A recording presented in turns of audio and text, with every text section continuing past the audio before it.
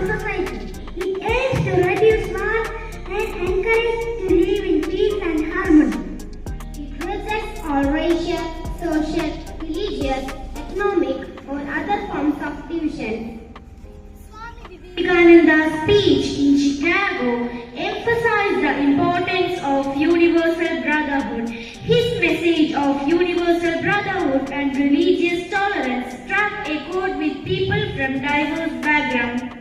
A good education means understanding oneself and accepting others, other nations to foster universal brotherhood. Universal brotherhood is helpful to encourage and assist individual fellows in intellectual, moral, and spiritual improvement. Now, I invite my friends for a small dance performance.